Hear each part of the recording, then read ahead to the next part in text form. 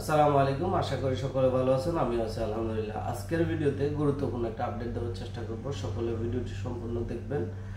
নতুন ভিসা করার ক্ষেত্রে নতুন একটা নিয়ম আসছে, নতুন কিছু সাবমিট করতে হবে। এই বিষয়টা নিয়ে আজকের ভিডিওতে আলোচনা করব। ভিডিওটি সম্পূর্ণ দেখবেন, বন্ধু বান্ধবদের কাছে শেয়ার করে সবাইকে জানিয়ে দেবেন আশা করি। ভিডিও শুরু করার আগে একটাই অনুরোধ, যদি চ্যানেলে নতুন হয়ে থাকেন অবশ্যই এটা সাবস্ক্রাইব করে যাবেন, পাশে থাকা বেল আইকনটা অন করে দেবেন যাতে পরবর্তী যে কোনো ভিসার আপডেট সবার আগে আপনাদের কাছে পৌঁছে যায়। তো চলুন শুরু করা যাক। বর্তমানে এখন থেকে ইউএই এমন একটা কানুন করছে যেটা এর আগে ছিল না। এর আগে গলফ কান্ট্রির কোনো কান্ট্রিতে ছিল না এই কারণটা।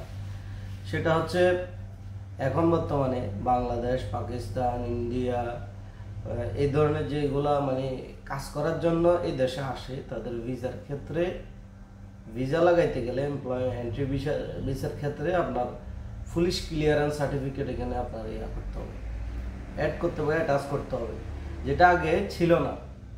গলফ কান্ট্রির কোনো কান্ট্রিতেই ছিল না, যেটা এই প্রশাসন বর্তমানে করছে। কারণ হচ্ছে যে অনেক এই সন্ত্রাসীরা অনেক মামলা নিয়ে অনেক কিছু নিয়ে ইউএইতে চলে আসি এখানে ভিসা লাগাই।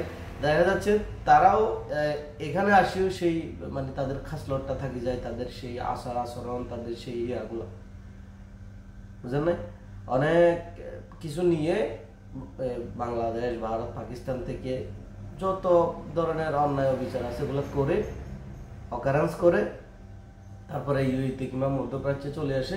তখন দেখা যায় এখানেও সমস্যা সৃষ্টি করে, যার কারণে আমার মনে হয় এই আপডেটটা এই কারণেই করছে, যাতে করে বাংলাদেশ পুলিশের মাধ্যমে তারা জানতে পারে যে না, লোকটি আসলে ভালো মানুষ, সহি আছে, তার সব ঠিকঠাক আছে।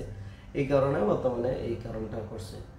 সো এখন যারা ভিসা করার প্ল্যান করতেছেন বা ভিসা করবেন, অবশ্যই আপনারা এই জিনিসটা খেয়াল করবেন, পুলিশ ক্লিয়ারেন্স সার্টিফিকেট নিয়ে রাখবেন যাতে কোনো সমস্যা না হয় ভিসা হওয়ার ক্ষেত্রে।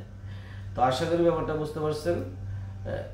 পুলিশ ক্লিয়ারেন্স কিন্তু এই দেশি না, বাংলাদেশি পুলিশ ক্লিয়ারেন্স বা ইন্ডিয়ার পুলিশ ক্লিয়ারেন্স, পাকিস্তানের পুলিশ, যে দেশের নাগরিক ওই দেশের পুলিশ ক্লিয়ারেন্স লাগবে।